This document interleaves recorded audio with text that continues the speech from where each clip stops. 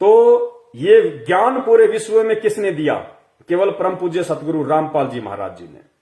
तो रूपानंद जी, उम्मीद करता हूं और प्रार्थना भी करता हूं कि पहचानिए अपने परमपिता परमेश्वर को। आप भविष्यवाणियां कर रही हैं, बहुत अच्छी बात है, लेकिन आपने जो पहचान बताई है, आप थोड़ा ठंडे दिमाग से सोचना, थोड़ा शांति से विचार करना, और दर्शक भी इस बात पे गहनता से विचार करें कि वास्तव में आप इन भविष्यवाणियों को सत्य भी मानते हो। अरे अगर सत्य मानते हो तो इन भविष्यवाणियों में जो पहचान, जो आइडेंटिटी जो बताई जा रही है, वो किसके ऊपर खरी उतर रही है? जिसके ऊपर खरी उतरेंगी वही तो कल की हुआ ना, वही तो वो अवतारी महापुरुष हुआ ना, वही तो सुप्रीम हुआ ना। अगर फिर भी नहीं मानोगे तो मानव जन्म प्राप्त करके धिक्कार है फिर आप लोगों पे। असंख्य जन्म फिर वो परमात्मा आपकी सार संभाल नहीं करेगा। 84 लाख योनियां तैयार हैं। फिर सुनिए आगे क्या कह रही हैं। और एक बात और ध्यान देना, जब भी कोई अवतार लेता है ना तो अकेले नहीं लेता, दो लोग साथ में आते हैं। एक शक्ति का अवतार होता है, ज्ञान का अवतार होता है। जैसे कृष्ण जी ज्ञान के अवतार थे, ज्ञान था, उनमें ज्ञान देते थे। लेकिन जो बलराम थे वो शक्ति का अवतार थे। दो लोग साथ जरूर आते हैं। राम जी और लक्ष्मण जी भी दो अवतार आते ही आते हैं, इसलिए दो आएंगे ही आएंगे उसके साथ। तो ये जो वो कभी अकेले नहीं आ सकते, कल की अवतार कभी भी अकेले नहीं आ सकते, उनके साथ दो लोग ही होंगे। एक वो होंगे और एक और होंगे, दो होंगे, एकदम होना ही होना है। ये कभी नहीं हो सकता कि वो अकेले आए। तो एक शक्ति का अवतार होगा, एक ज्ञान का अवतार होगा, और दोनों मिलकर पूरी दुनिया पर राज करेंगे। ये हमेशा ध्यान रखना, ये ध्यान रखना। आगे रूपानंद जी कह रही हैं कि जब भी कोई अवतार इस पृथ्वी पे आता है तो वो अकेला नहीं आता, दो आते हैं। अकेला नहीं आता। इन्होंने श्री रामचंद्र जी का एग्जाम्पल दिया कि श्री रामचंद्र जी जब आए तो साथ में लक्ष्मण जी आए, जो शक्ति का अवतार था। शक्ति का मतलब होता है पावर। शक्ति का मतलब यहां पे आप जी दुर्गा मत समझ लेना। शक्ति का अवतार का मतलब है पावर, क्योंकि लक्ष्मण जी कोई दुर्गा के अवतार नहीं थे, वो शेषनाग जी के अवतार थे। तो शक्ति का मतलब होता है पावर, स्ट्रेंथ, सिद्धियां। तो जब भी कोई अवतार इस पृथ्वी पे अवतरित होता है तो वो दो लोग आते हैं। रामचंद्र जी के साथ में इन्होंने बताया कि लक्ष्मण जी आए, फिर द्वापर में श्री कृष्ण जी के साथ में बलराम आए। ऐसे ही ये कह रही हैं कि जो कल्कि आएगा उसके साथ भी एक और आएगा, वो दो आएंगे और दोनों मिलकर पूरी दुनिया पे राज करेंगे। तो पुण्यात्माओं, ये अध्यात्म है। यहां हमने कुछ बातों पे विचार करना पड़ेगा। जगत वाले अभी इन बातों को नहीं समझ पाएंगे। हम भगत हैं, हम उस परमपिता परमेश्वर की शरण में हैं, हमारे ऊपर ज्ञान की विशेष रजा है, विशेष दया है। तो हमने इस चीज को समझना पड़ेगा कि यहां पे जो भविष्यवाणियां इन लोगों ने जो की है, इन्होंने अपने हिसाब से की है कि वो दो आएंगे, जबकि किसी भी धर्म शास्त्र में, किसी भी ग्रंथ में कल्कि के साथ में किसी दूसरे के आने की कोई भविष्यवाणी नहीं है। लेकिन इन्होंने अपने दृष्टिकोण से ये बातें इन्होंने यहां पे राम के साथ में लक्ष्मण को जोड़ के और श्री कृष्ण जी के साथ में बलराम को जोड़ के की है। हो सकता है जो कल्कि आगे आएगा, कलयुग के अंतिम चरण में लाखों वर्ष बाद, हो सकता है उसके साथ कोई एक और आ जाए। लेकिन वर्तमान में जिस हम कल्कि की बात कर रहे हैं, जिसकी पहुंच इन भविष्य वक्ताओं को 7 जन्मों तक नहीं है, क्योंकि वो परमपिता परमेश्वर है, वो समर्थ है, वो कबीर साहब है, उसको किसी दूसरे की जरूरत नहीं है। वो अकेला ही पूरी सृष्टि का रचयिता है, अकेला ही पूरी सृष्टि का संचालन करता है। और उस परमपिता परमेश्वर को अपना मिशन पूरा करने के लिए किसी दूसरे की जरूरत नहीं है। अरे उस परमपिता परमेश्वर ने, सतगुरु रामपाल जी महाराज जी ने लाखों शक्तियां खड़ी कर दी, लाखों शक्तियां। जो पावर आज साक्षात ब्रह्मा विष्णु महेश जी के पास नहीं है, जो पावर 33 करोड़ देवी देवताओं के पास नहीं है, क्योंकि इनके पास में केवल अष्ट सिद्धि और 9 निधि है। इससे ऊपर इनके पास कुछ नहीं है। किनके पास? ब्रह्मा विष्णु महेश जी के पास। अब इनके जो साधक होंगे, जो भगत होंगे, उनको क्या सिद्धियां होंगी? पहली बात तो सिद्धियां हो नहीं सकती, क्योंकि वो ब्रह्मा विष्णु महेश जी की भी वर्तमान में यदि पृथ्वी पे कोई भक्ति कर रहा है संत रामपाल जी महाराज जी से दूर होके, तो किसी के पास भी ब्रह्मा विष्णु महेश जी, गणेश जी, दुर्गा जी के वास्तविक मंत्र नहीं है। वो केवल उनके नाम का ही जाप करते हैं। ओम दुर्गा देवी, ओम विष्णु देवाय नमः, ओम नमः शिवाय, ओम गणेशाय नमः। अरे ये तो उनके नाम हैं। जैसे गुरुदेव ने बताया कि जैसे कुत्ता होता है या जैसे कोई झोटा होता है भैंसा, आप भैंसे को बार बार कहो, उसके पीछे खड़े होके कहो कि ए भैंसा इधर आ, भैंसा राम, या कुत्ते को कहोगे कुत्ता राम, ए कुत्ते इधर आ, वो आपकी तरफ देखेगा ही नहीं, क्योंकि वो तो उसके शरीर का नाम है। लेकिन उसको आकर्षित करने वाला नाम कौन सा है, उसको रिझाने वाला नाम कौन सा है? आप कुत्ते को कुत्ता कहते रहो, नहीं देखेगा, आपकी तरफ ध्यान नहीं देगा। आप कुत्ते को इतना सा बोल दो, त्योल तुरंत आपकी तरफ कान खड़े करके देखेगा कि मुझे कौन बुला रहा। क्यों? क्योंकि वो उस कुत्ते को आकर्षित करने का, उस कुत्ते को अपने पास बुलाने का कोड वर्ड है, उसका वास्तविक मंत्र है। भैंसे को आप भैंसा करते रहो, नहीं सुनेगा। भैंसे से दूर होके पेड़ की ओट लेके अगर आप ये कह दोगे उड़ रही, तुरंत देखेगा किधर से आवाज आई, कौन बुला रहा है, किसने बोला। क्यों? क्योंकि भैंसा तो उसके शरीर का नाम है, लेकिन उसको आकर्षित करने का मंत्र क्या है? उड़ रही, डो डो, तुरंत देखेगा आपकी तरफ। ऐसे ही ब्रह्मा विष्णु महेश दुर्गा देवी देवता भैरव भूत हनुमान श्री कृष्ण श्री रामचंद्र, आप इनके रात दिन जाप करते रहो, ये आपकी तरफ ध्यान नहीं देंगे, क्योंकि वो तो उनके शरीर का नाम है। लेकिन उनसे लाभ लेने वाला वो कोड वर्ड क्या है, वो मंत्र क्या है? वो मंत्र इस पूरी पृथ्वी पे केवल परम पूज्य सतगुरु रामपाल जी महाराज जी के पास है, जो मुझे प्राप्त है, जो आप मेरे हजारों लाखों भगत भाई बहनों को प्राप्त है। तो वर्तमान में यदि किसी के पास में कोई पावर भी है, कोई शक्ति भी है, क्योंकि भगत के अंदर 24 प्रकार की सिद्धियां होती हैं। परम पूज्य सतगुरु रामपाल जी महाराज जी ने, जो कबीर परमेश्वर हैं, उन्होंने इस पृथ्वी लोक पे आके शास्त्र अनुकूल हमें जो भक्ति विधि दी है, जो साधना दी है, उस भक्ति विधि से प्रत्येक भगत में जो मर्यादा में रह के भक्ति करता है, गुरुदेव ने बताया कि उसके अंदर 24 सिद्धियों का वास हो चुका है।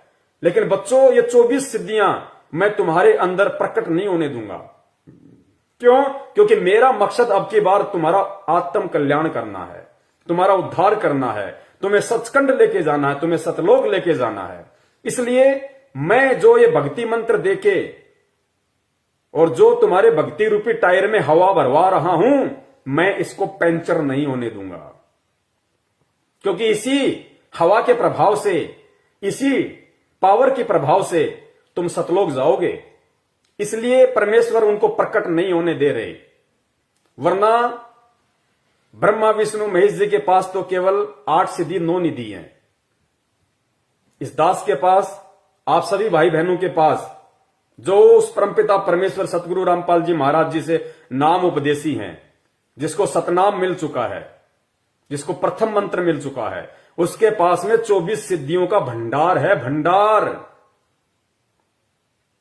तो पुण्यात्माओं, वो परमात्मा तो किसी को भी निमित्त बना देगा, किसी को भी खड़ा कर देगा। उसको दो की क्या जरूरत है? उसके पास तो लाखों हैं।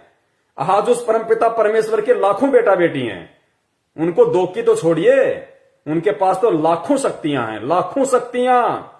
लक्ष्मण जी और बलराम जी से भी प्रबल लाखों शक्तियां आज उनके पास में हैं। तो ये आध्यात्मिक दृष्टि से आप और हमें यहां पे समझना पड़ेगा कि परमपिता परमेश्वर जो सबका बाप है, सबका पिता है, सारी सृष्टि का रचनहार है, उत्पत्ति करता है, जिसने 6 दिन में सृष्टि रची, 7वें दिन तख्त पे जा बैठा, यानी सतलोक में वापस जा बैठा। इस काल को सृष्टि रच के हैंड ओवर कर दी कि ले भैया, तेरी यही इच्छा थी, संभाल अपने डमडमे को। उस परमपिता परमेश्वर, उस समर्थ को क्या जरूरत है दूसरे की, या दूसरे को साथ में लाने की? तो ये इनकी जो सोच है, वो राम और श्री कृष्ण जी के जीवन को देखते हुए कल की अवतार के साथ इन्होंने ये बातें जोड़ी हैं, जो इनकी मनमुखी हैं। इनका अध्यात्म से कहीं कोई लेना देना नहीं है। आगे चलिए, ये क्या बोलती हैं। जब भी कोई आपको ये बोले ना कि मैं कल की हूं, उसकी बातों में कहीं मत आना, पहले चेक करना, उसके बाद आना। आप पब्लिक लोग बहुत भोले हो, बहुत ज्यादा भोले, कोई भी आपको बेवकूफ बना देगा। अब ये बहन जी कह रही है कि जब भी आपको कोई बोले कि मैं कल की हूं, तो उसकी बातों में मत आना, आप बहुत भोले हो, आप तुरंत किसी न किसी के बहकाव में आ जाते हो। कोई भी आपको ठग लेता है, आपसे फंड ले लेता है कल्कि के नाम पे, और आप दे देते हो। देश की जनता बहुत भोली है। आप कभी भी लोगों के चक्करों में मत आना कि मैं कल्कि हूं, मैं कल्कि हूं। अरे तो मेरी प्यारी बहना, जब आपको देश दुनिया वालों की इतनी चिंता है और फिर आप कह रही हो कि मुझे पता है कि वो कल्कि कौन है, मैं उसको जानती हूं, तो बता दो ना उसका नाम कौन है। बता क्यों नहीं देती भाई?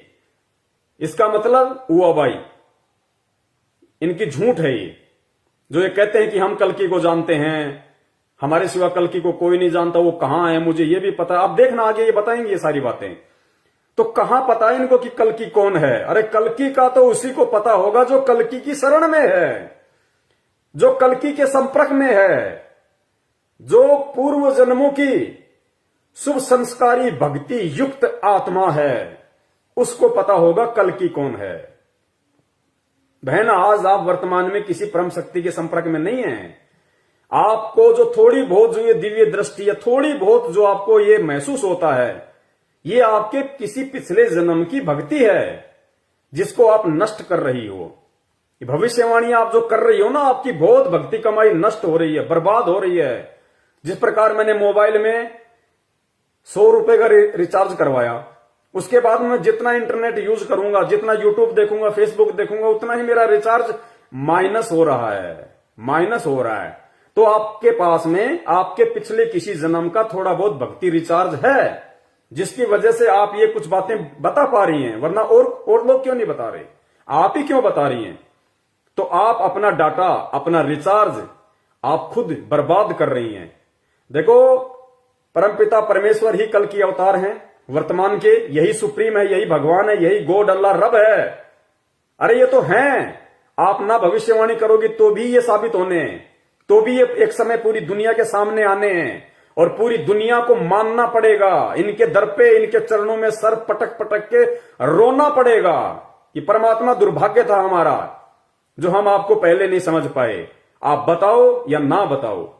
जैसे कोई भी ज्योतिष वाला व्यक्ति है, वो गणना करके अगर ये बता दे कि कल शाम को सूरज 6:05 पे अस्त होगा, अरे अगर वो ना बताएगा तो भी अस्त होगा, क्योंकि सूर्य को तो उस दिन 6:03 पे या 5 पे ही अस्त होना है। तो अगर वो भविष्यवक्ता बता दे, जोड़ जुगाड़ लगा के अपना जो गणित है उनका, जो ज्योतिष वाला, उस आधार से वो बता भी दे, तो भी सूरज को 6:05 पे ही अस्त होना है। और अगर वो ना बताएगा तो भी सूरज को तो 5 या तो 6:05 पे जो निर्धारित उसका समय है, उसी समय पे अस्त होना है। तो ठीक इसी प्रकार, चाहे भविष्य वक्ता भविष्यवाणियां करें या ना करें, उस परमपिता परमेश्वर को, उस सायरन को, उस हिंदू धर्म के सुप्रीम नेता को, धार्मिक नेता को, तो समय आने पे बहुत जल्दी पूरी दुनिया के सामने प्रकट होना ही होना है। यह आप लोगों का सौभाग्य है जो आपको पहले से जानकारियां दी जा रही है, जो आपको हम जैसे सेवकों के माध्यम से, सत्सेवकों के माध्यम से आप लोगों तक ये जानकारियां, गुप्त संदेश, ये रहस्य पहुंचाया जा रहा है कि वो कल्कि है कौन, वो सुप्रीम कौन है, जिसकी शरण में आके तुम अपना आत्म कल्याण करवा सकते हो, मुसीबत के दिनों में अपना बचाव कर सकते हो। ये आपका सौभाग्य है, वरना उसको तो आना ही आना है। और दुनिया झक मरा के, सिर पटक पटक के मानेगी कि हां, अगर कोई है तो केवल यही है। भी कोई आपको ये बोले ना कि मैं कल्कि हूं, उसकी बातों में कहीं मत आना, पहले चेक करना, उसके बाद आना। आप पब्लिक लोग बहुत भोले हो, बहुत ज्यादा भोले। कोई भी आपको बेवकूफ बना देगा कि आप बन जाओगे, नहीं। आपको पहले एनालाइज करना पड़ेगा, क्या वो कल्कि जो बन रहा है, क्या वो सच में कल्कि बनने लायक है, क्या होने लायक है वो कल्कि, ये जरूर देखना। और मैं इतना बता रही हूं, वो जो कल्कि अवतार है वो उत्तराखंड से है, उत्तराखंड से ही है। और हाँ, जय गुरु, सबसे पहला पॉइंट जो मैंने बताया था जय गुरुदेव जी का, जो संत थे, बहुत पहले की बात है। तो उन्होंने उत्तर प्रदेश क्यों बोला था? अब आप कहोगे कि मैंने उत्तर प्रदेश पहले बोला, कि उन्होंने ये बताया। तो उत्तर प्रदेश और उत्तराखंड पहले एक ही था, बाद में वो दोनों डिवाइड हुआ तो अलग हुआ। तो उत्तर प्रदेश में ही उत्तराखंड था, वो बाद में बना, जब डिवाइड हुआ तब उत्तराखंड को अलग किया गया। तो उन्होंने भी भविष्यवाणी में ही उत्तर प्रदेश का नाम लिया। और जो हमारे जो साधु संत हैं उत्तराखंड के, उन लोगों ने भी उत्तराखंड ही नाम दिया था। अगर आप लोगों को ढूंढना है अगर आप लोगों को ढूंढना है कि कौन है कल्कि, तो आप लोग सभी लोग आ जाइए उत्तराखंड। वहां पे जितने साधु संत हैं सबसे पूछ लीजिए, जहां जो असली साधु है, जो कहीं तपस्या कर रहे हैं, जो कहीं रह रहे हैं एक ग्रुप बनाकर, तो उनसे पूछिएगा कि कल्कि अवतार कहां से। वो लोग एक ही नाम लेंगे, उत्तराखंड से होगा वो, क्योंकि सबको पता है उत्तराखंड से है। वहां के साधु संत को पता है, हिमालय के साधु संत को भी पता है उत्तराखंड से है।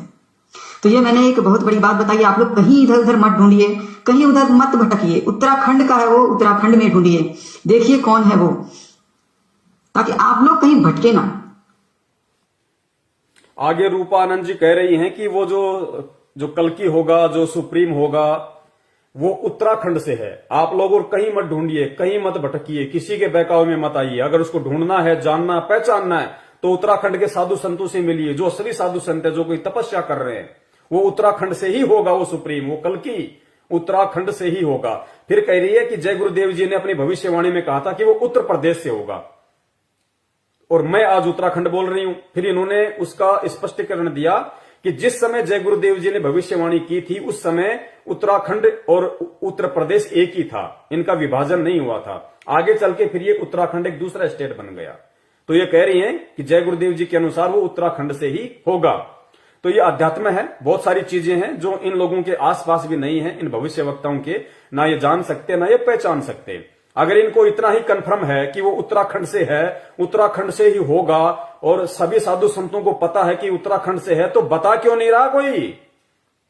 अरे जिन साधु संतों महात्माओं का ये जिक्र कर रही है बहन, तो फिर बता क्यों नहीं देते? वो साधु संत महात्मा छुपे क्यों बैठे हैं? शर्म आती है क्या उनको उस कल्कि का नाम बताने में कि उत्तराखंड में यहां से है, ये उसका नाम है? उत्तराखंड से नहीं होगा। ये आध्यात्मिक जीवन के कोड वर्ड होते हैं। संत तुलसीदास जी ने जो उत्तर प्रदेश का नाम लिया, उन्होंने कभी ये नहीं कहा कि जिस उत्तर प्रदेश में मैं हूं, उस उत्तर प्रदेश में वो अवतार आएगा, प्रकट होगा या जन्म लेगा। उन्होंने केवल यह कहा कि वो उत्तर प्रदेश से है। अब उत्तर प्रदेश को हमारे को समझना पड़ेगा। अब जय गुरुदेव ने तो यह भी कहा था 7 सितंबर 1971 को कि आज वो पूरे 20 वर्ष का हो चुका है। अगर हो गया, तेरे को इतना ही कंफर्म है, तो कहां है? बता देता उसका नाम, क्यों नहीं बताया? तो इनको स्पष्ट तौर पे दिखाई नहीं देता, इनको केवल महसूस होता है, इनको आभास होता है इनकी पिछले जन्म की भक्ति कमाई से कि वो कौन होगा, कैसा होगा, कहां हो सकता है। एक आइडिया सा इनको लगता है, ये स्पष्ट नहीं देख सकते।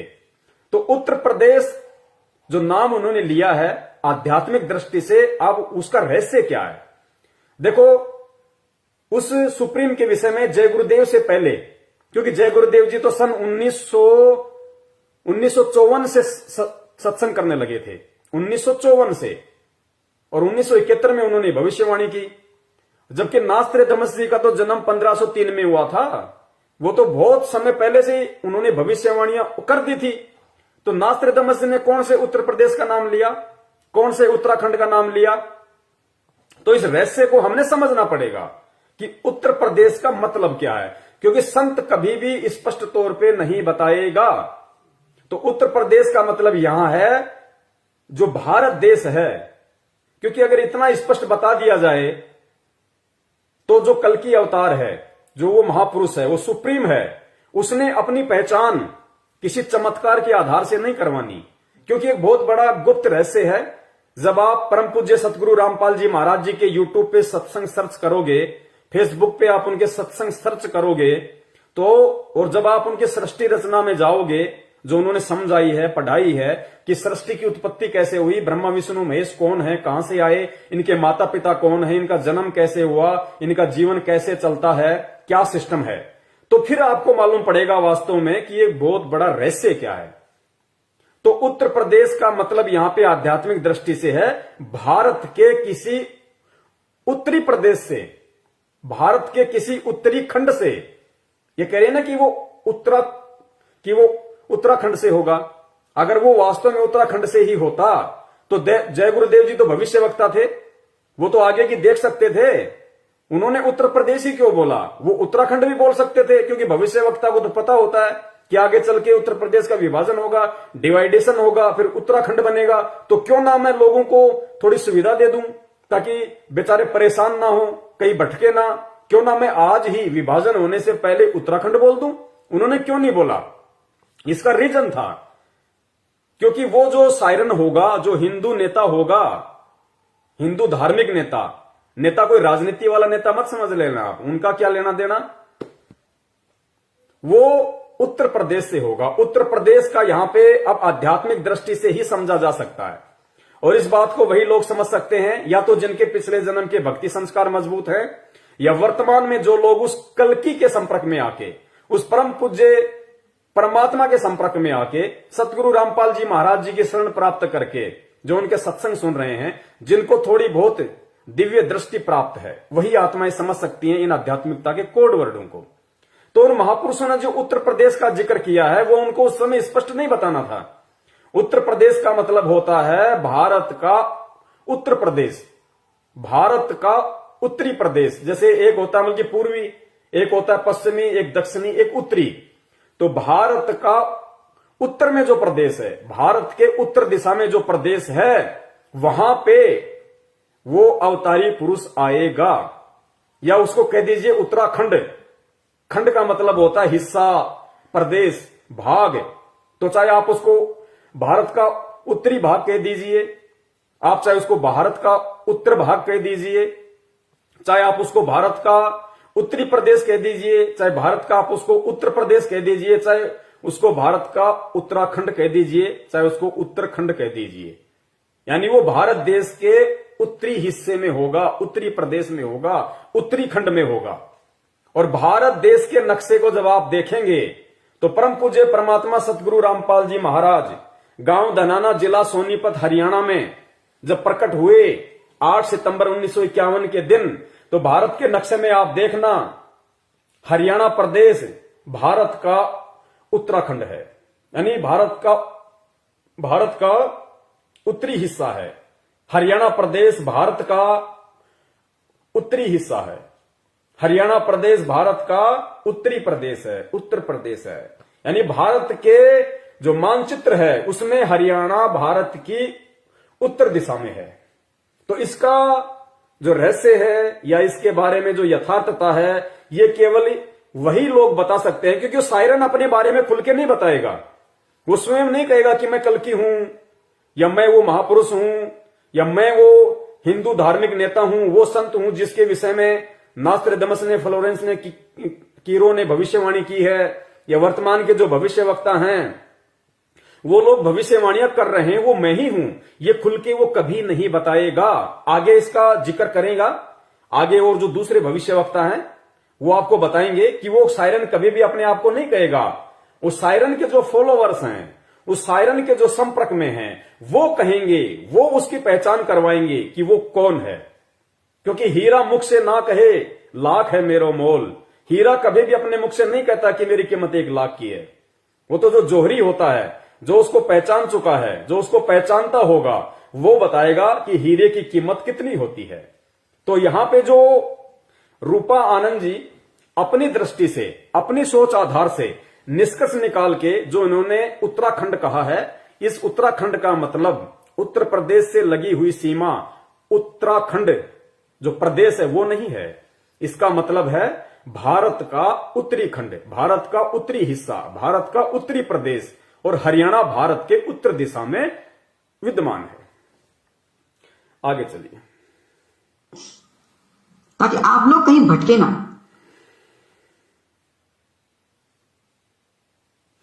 कहीं इधर उधर ना जाए। कोई ये कहे ना, कोई भी आपको ये कहे कि मैं कल की हूं, मुझे फंड चाहिए, मुझे फंड दीजिए, मैं काम शुरू करने वाला हूं, पहले देखिए उसके पास ज्ञान है भी या नहीं है ज्ञान।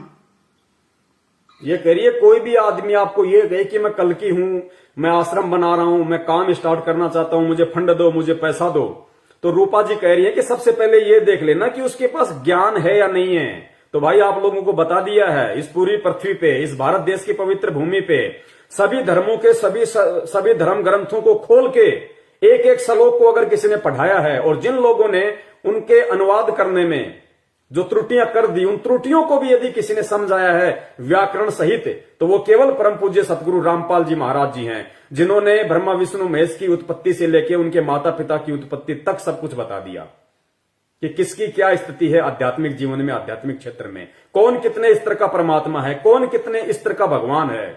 क्योंकि साहब तो थानेदार को भी कहते हैं, और साहब प्रधानमंत्री के नाम से पहले भी लगाया जाता है। राष्ट्रपति साहब, प्रधानमंत्री साहब, थानेदार साहब, प्रधान साहब, सरपंच साहब, तो सारे साहब हैं, सारे साहब हैं, लेकिन उनकी पावर में कितना डिफरेंस है। एक होता है प्रधान साहब जो कुछ एक गांव के ऊपर होता है, एक होता है राष्ट्रपति साहब जो पूरे देश के ऊपर होता है। तो नाम दोनों के आगे साहब लगा दिया जाता है, लेकिन साहब की पावर में कितना अंतर है, रात दिन का। तो भगवान विष्णु भी है, भगवान श्री रामचंद्र जी भी हैं, भगवान श्री शंकर जी भी हैं, भगवान श्री ब्रह्मा जी भी हैं, भगवान इनके माता दुर्गा जी भी हैं, भगवान काल भी है, ज्योति निरंजन भी है, और भगवान कबीर साहिब जी को भी कहा जाता है। लेकिन इनकी पावर में कितना अंतर है, कौन कितने स्तर का साहब है, भगवान है। परम पूज्य सतगुरु रामपाल जी महाराज जी ने, जब आप उनके सत्संग सुनेंगे यूट्यूब पे, उनकी पुस्तकें पढ़ेंगे, जो उन्होंने ब्रह्मा विष्णु महेश जी के विषय में पूरा विस्तार से बता रखा है, तो उन्होंने कोई निंदा चुगली नहीं करी। उन्होंने एज इट इज प्रमाणित जितनी उनकी पावर है, जितने स्तर के वो भगवान हैं, जितने स्तर का उनके पास में पावर है, वो उन्होंने बताया है कि ब्रह्मा विष्णु महेश जी पृथ्वीलोक, पाताललोक और स्वर्गलोक, तीनों लोकों में एक एक विभाग के मंत्री हैं। रजगुण के ब्रह्मा, सतगुण के विष्णु, तमगुण के शंकर जी। शंकर जी का काम अपनी माता दुर्गा और पिता काल भगवान के आदेश से केवल यही है, ब्रह्मा जी का, क्योंकि ब्रह्मा जी ये तीनों भाई हैं, तीनों एक ही मां से उत्पन्न हैं, दुर्गा जी से तीनों का जन्म हुआ है। ये तीनों आपस में जो है ये सगे भाई हैं। किसी ने नहीं बताया आज तक, संत रामपाल जी महाराज जी के अलावा किसी ने भी। तो जो ब्रह्मा जी हैं, जो सबसे बड़े इनके भाई हैं, उनका काम है जीवों की उत्पत्ति करना। आप और हमारे को रजोगुण के प्रभाव से हम जो शारीरिक संबंध स्त्री पुरुष जो बनाते हैं, हमारी औकात नहीं है। ये ब्रह्मा जी का जो रजोगुण है, जो उसको रजोगुण का प्रधान बना रखा है, उसके प्रभाव से हम बच्चे उत्पन्न करते हैं। यानी यहां की जो सृष्टि है, इस सृष्टि की उत्पत्ति दुर्गा और काल ब्रह्मा जी से करवाते हैं। तो ब्रह्मा जी का काम है जीवों की उत्पत्ति करना। दूसरे विष्णु जी के पास में है सतोगुण। सतोगुण के प्रभाव से ये दुर्गा और काल विष्णु जी से ब्रह्मा जी ने जो उत्पन्न किए हैं, उनका लालन पालन करवाता है। पालकहार है ये, लालन पालन, प्यार, मोह, ममता, ये विष्णु जी का गुण है, सतोगुण। तीसरे हैं शंकर जी। शंकर जी का काम है संहार करना। हम जो मरते हैं, कोई एक्सीडेंट से मरता है, कोई लड़ाई झगड़ा करके मरता है, कोई कैसे मरता है, कोई एक्सीडेंट होके मरता है, तो ये ड्यूटी है कि किस व्यक्ति को किस हिसाब से मारना है, ये ड्यूटी शंकर जी के पास में है। तो ये तीनों जो देवता हैं, वो एज ए मिनिस्टर काम करते हैं, एज ए मंत्री। और गृह मंत्री कौन है? इनकी माता दुर्गा। और प्रधानमंत्री समझ लीजिए काल भगवान है, इनका पिता ज्योति निरंजन, जो साइलेंट रह के, गुप्त रह के ये सारा काम इनसे करवाता है। तो ये भेद किसने खोला आज से पहले? लोगों की तो ब्रह्मा विष्णु महेश से ऊपर दृष्टि नहीं थी। कुछ एक जो बहुत बड़े अपने आप को ज्ञानी समझते थे, वो ब्रह्म तक जानते थे, लेकिन वो ब्रह्म के स्वरूप को नहीं जानते थे। निराकार निराकार, ज्योति दिखती है, प्रकाश दिखता है, कह के टॉपिक बंद। इससे ज्यादा कुछ नहीं पता उनको। तो वो क्यों साइलेंट है? वो भी आप और हमारी तरह मानव शरीरधारी है। वो साइलेंट क्यों है, चुप क्यों है? उसको शर्म क्यों आ रही है दुर्गा के पति को सबके सामने आने में? वो अपने बेटा बेटी को भी दर्शन नहीं देता। वो ब्रह्मा विष्णु महेश को भी उसने कभी दर्शन नहीं दिए। उसने सौगंध खा रखी है। क्यों खा रखी है? उसको एक श्राप लगा हुआ है। श्राप किसने दिया? परमपिता परमेश्वर कबीर साहिब जी ने। क्यों दिया? क्या गलती करी उसने? उसने दुर्गा के साथ में, जब वो सतलोक में था, यहां की कोई सृष्टि नहीं थी, सब वहीं रहा करते थे, उस समय उसने दुर्गा जी के साथ में बलात्कार करने की कोशिश की। ये बलात्कार की उत्पत्ति ब्रह्मा विष्णु महेश जी के पिताजी की देन है, जो वर्तमान में बलात्कार हो रहे हैं। ये भेद किसने खोले? यूट्यूब पे जाओ, संत रामपाल जी महाराज सृष्टि रचना लिखो, देखो। और वो अपने मुख से नहीं बोल रहे, वेद दिखाएंगे, गीता जी में दिखाएंगे, कुरान में दिखाएंगे, पुराणों में दिखाएंगे, कबीर सागर में दिखाएंगे, कबीर बीजक में दिखाएंगे, अनुराग सागर में दिखाएंगे। आंखें चौंधिया जाएंगी। इसीलिए तो रूपा जी कह रही हैं कि वो जो कल की होगा उसकी एक पहचान और होगी। वो ऐसा बातें बताएगा, ऐसा ज्ञान देगा कि सब कुछ चेंज हो जाएगा। तो ये ज्ञान किसने दिया पूरे विश्व में? केवल परम पूज्य सतगुरु रामपाल जी महाराज जी ने। आगे चलिए, देखिए उसके पास ज्ञान है भी या नहीं है। ज्ञान किस तरह का ज्ञान है, क्या साबित कर रहा है वो, पहले चेक कीजिए, उसके बाद किसी के पास जाइए। ऐसे बेवकूफ मत बनिए आप लोग। आप लोग हमारे भारत की जनता है, तो इसका मतलब ये थोड़ी आपको कोई भी बेवकूफ बना देगा, कोई भी आपसे फंड ले लेगा कल्कि के नाम से कि हाँ मैं कल्कि हूं, मुझे फंड चाहिए और मैं काम शुरू करने वाला हूं, मैं यहां जाने वाला हूं, मैं वहां जाने वाला हूं। ये सब कभी मत कीजिएगा आप लोग। पैसे लूटने का सिर्फ तरीका होता है, उस इंसान को जो भी ऐसा करता है उसे सब पता है कि आप लोग कल्कि के नाम से भागे चले आओगे कि हाँ इसे फंड दे दो, मैं ही। अब बताइए, आप ये बताइए कि जो इंसान ऐसा कर रहा है उसके पास कितना ज्ञान है, पहले एनालाइज कीजिए। पहले ये भी देखिए क्या वो उत्तराखंड से है, उसके माथे पर वी का निशान है, उसके पास ज्ञान है, ऐसा ज्ञान जो तीनों चीजें उन्होंने एक साथ बता दी कि पहले चेक कर लीजिए उसके पास में ज्ञान है या नहीं है। तो आप जी को साबित कर दिया कि ज्ञान इस पूरे ब्रह्मांड में अगर किसी के पास है, केवल सतगुरु रामपाल जी महाराज जी के पास है। उसके माथे पर वी का निशान है या नहीं है? तो वी का निशान अगर किसी के मस्तक पे है, अर्धचंद्र का, आध्यात्मिक क्षेत्र में साधु संत महात्मा के, तो परम पूज्य सतगुरु रामपाल जी महाराज जी के है। तीसरी निशानी इन्होंने बताई, उत्तराखंड से है, वो उत्तराखंड से है या नहीं है। तो आपको उत्तराखंड का भी रहस्य साबित करके बता दिया कि उत्तराखंड का मतलब क्या होता है। भारत देश का उत्तरी खंड, उत्तरी हिस्सा, उत्तरी भाग। तो ये भी देखिए क्या वो उत्तराखंड से है, उसके माथे पर वी का निशान है, उसके पास ज्ञान है, ऐसा ज्ञान जो इतिहास बदल दे, हिम्मत रखता है इतिहास बदलने का।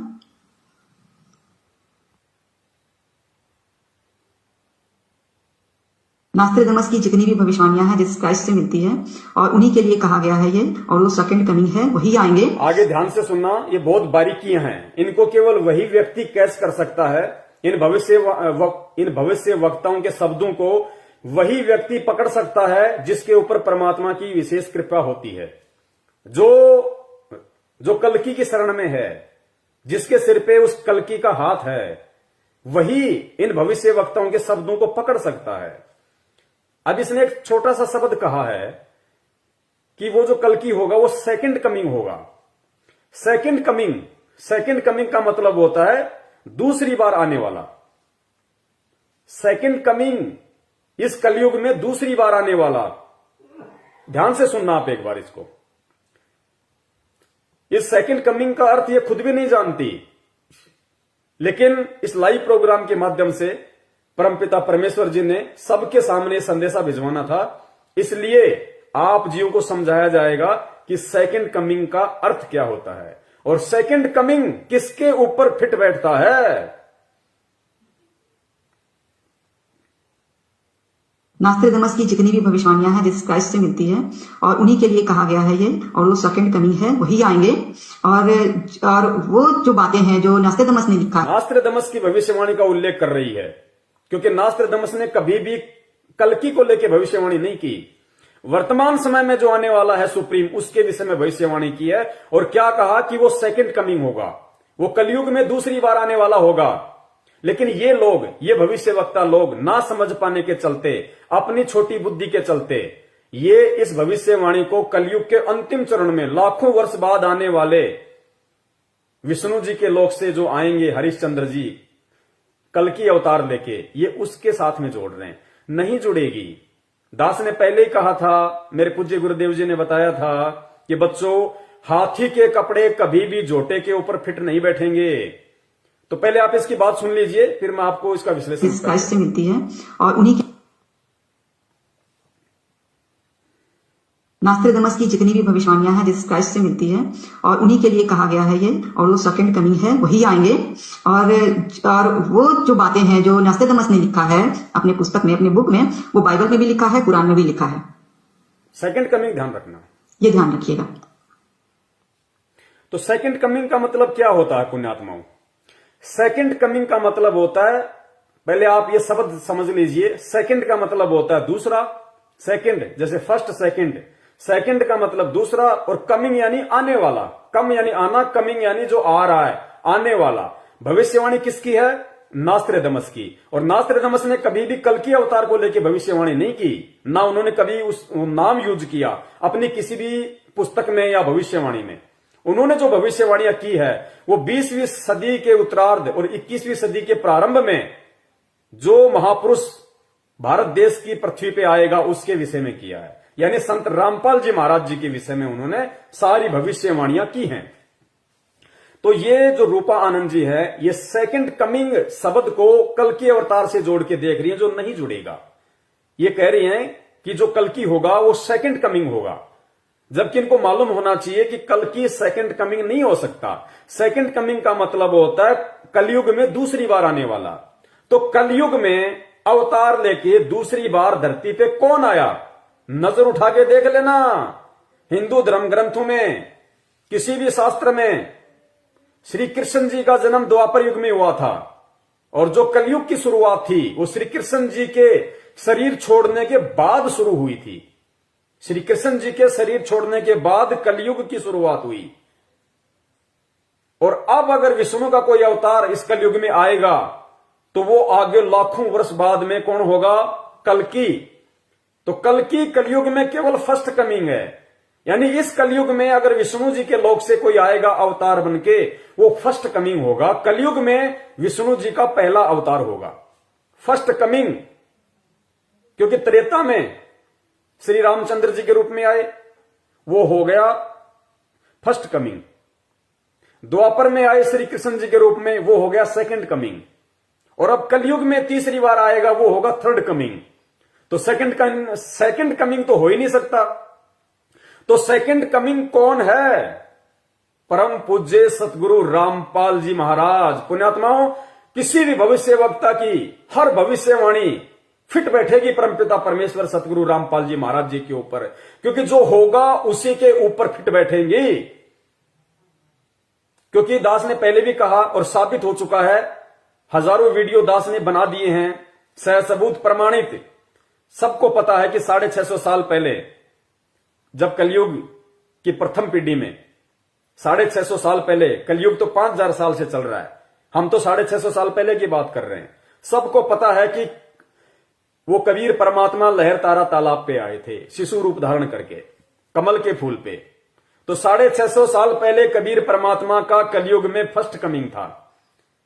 कलयुग में उनका फर्स्ट कमिंग 650 साल पहले कबीर परमात्मा कलयुग में पहली बार अगर आए एक संत रूप में, वो लोगों के गुरु बने, ज्ञान दिया, सत्संग किए, तो कबीर परमात्मा कलयुग में फर्स्ट बार आए 650 साल पहले 1398 में।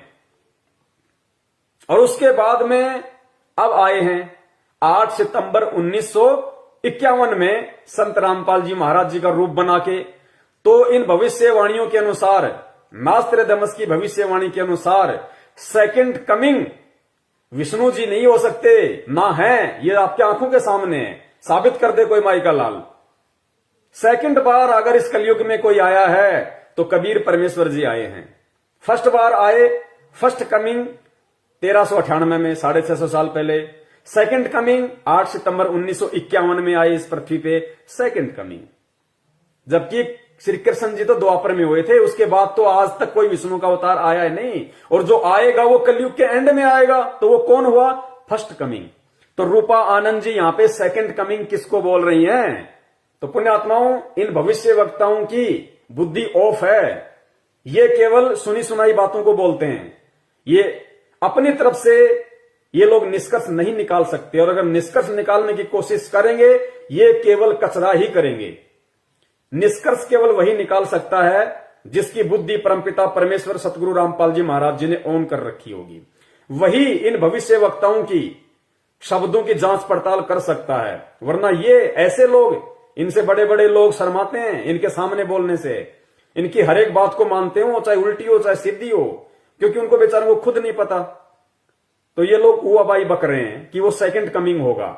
ये बोल तो सही रही है, लेकिन इसकी दृष्टि उस कबीर परमेश्वर के तो आसपास भी नहीं है। इसकी दृष्टि कल्कि के ऊपर है, जबकि कल्कि कलयुग में फर्स्ट कमिंग होगा और कबीर परमेश्वर कलयुग में सेकंड कमिंग होंगे, जिसके विषय में ये बोल रही है। एक बार दोबारा से सुन लीजिए, आप जी को दृढ़ता आएगी कि हमारे परम पूज्य परमात्मा कबीर साहब जी कलयुग में सेकंड कमिंग बनके दूसरी बार 8 सितंबर 1951 को संत रामपाल जी महाराज जी के रूप में हमारे गुरु बने हुए हैं। ये हमारा सौभाग्य है। हर भविष्यवाणी कबीर परमात्मा की दया से उन्हीं के ऊपर फिट बैठेगी, किसी दूसरे पे फिट बैठ ही नहीं सकती, क्योंकि एकमात्र कल की अवतार वर्तमान का वही है। एकमात्र सुप्रीम धार्मिक नेता वही है। जगत का तारणहार, जगत का मुक्तिदाता एकमात्र वही है और कोई नहीं है। सुनिए, नास्ट्रेडमस की जितनी भी भविष्यवाणियां हैं जीसस क्राइस्ट से मिलती है और उन्हीं के लिए कहा गया है ये, और वो सेकंड कमिंग है, वही आएंगे। और वो जो बातें हैं जो नास्ट्रेडमस ने लिखा है अपने पुस्तक में, अपने बुक में, वो बाइबल में भी लिखा है, कुरान में भी लिखा है। ये ध्यान रखिएगा।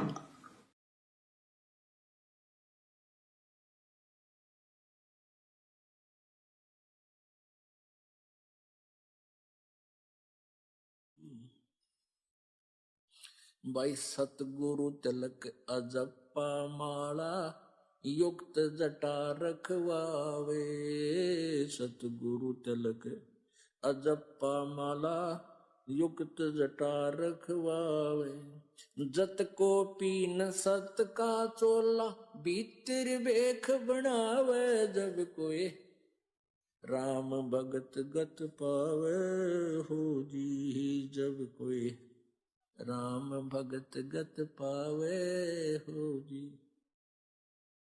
भाई लोक लाज मर्याद जगत की तरण जो तोड़े बगावे। लोक लाज मर्याद जगत